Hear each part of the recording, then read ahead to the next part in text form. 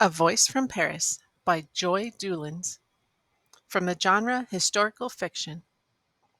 Patsy Jefferson lifted up her long skirts and picked her way between the cartons of books spilling out of her father's study.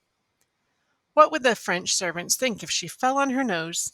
A 12-year-old daughter of an American diplomat had to mind her dignity.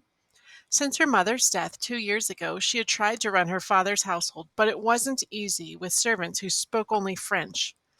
Patsy missed America.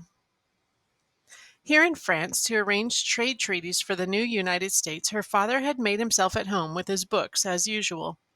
He liked France far more than the old enemy England. In Paris, he said to Patsy, a man could live his life without finding any rudeness. But Thomas Jefferson missed America as much as his daughter did. He was in France because his country needed him here. The United States needed trade to grow strong, but Patsy knew how he longed right now to be in Philadelphia, where Americans would soon be framing their new Constitution. Patsy stumbled.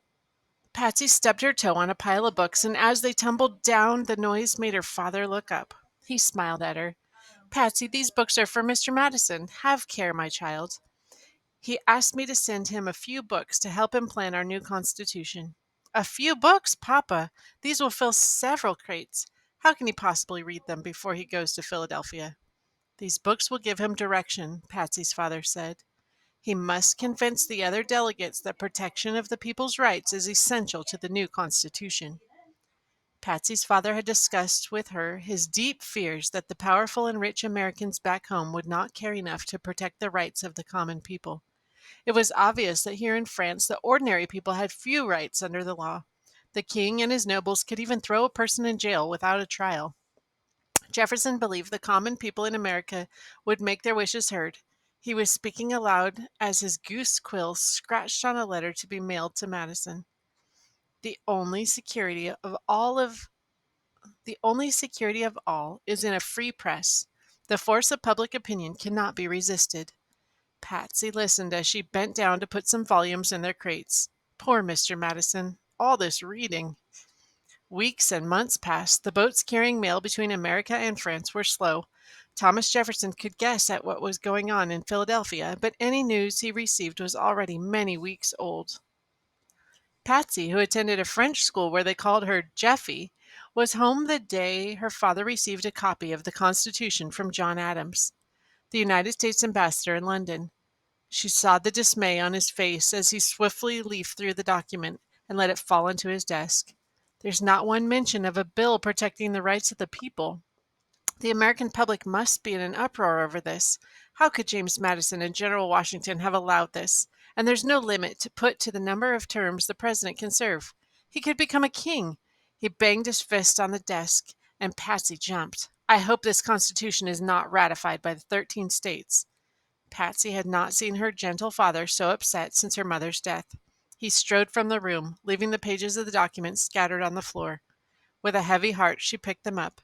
Perhaps Mr. Madison would be writing soon to convince her father of the worth of this Constitution, but she wondered if there was anything that could overcome her father's bitterness. When at last Madison did write, he sent a draft of the proposed Constitution along with 25 pages of explanations. How much Mr. Madison must have wanted Thomas Jefferson's approval. Patsy watched anxiously as her father read swiftly through Madison's letter. He would occasionally turn from it to refer to some part of the Constitution. He rubbed a hand over his mouth at one point, as if trying to keep himself from speaking aloud. Finally, Patsy ventured a question. Father, does Mr. Madison's letter change your mind? Can you now accept the Constitution? Jefferson ran his long fingers through his hair. Mr. Madison has made me more sympathetic to it. I have to admit that there are things here I must approve, such as the two houses of Congress. It is a good method of balance. But, Papa, what about your Bill of Rights? Jefferson shook his head sadly. Madison tells me there was no chance of getting it through the convention, and I trust Madison's judgment. Do you still want the Constitution not to be ratified? Jefferson stretched his long legs and sighed.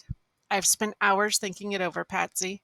2/3 of the states must vote approval to ratify the Constitution and make the law of the land. Out of 13 states, 9 are needed for passage. I hope that 9 will indeed pass it so that we do not have chaos in our country. But if the remaining 4 will insist on proper changes, we may yet pass a Bill of Rights. I have hopes, Patsy. I have hopes. The ratification process turned out very much as Jefferson had hoped. 9 states ratified, and the remaining 4 insisted on the 10 amendments, which we today call the Bill of Rights. Think about it. Why were Thomas Jefferson and James Madison writing to each other? How did Jefferson's time in France help him realize the importance of a Bill of Rights? In your opinion, is it important to have laws that protect the rights of the individual? Why or why not?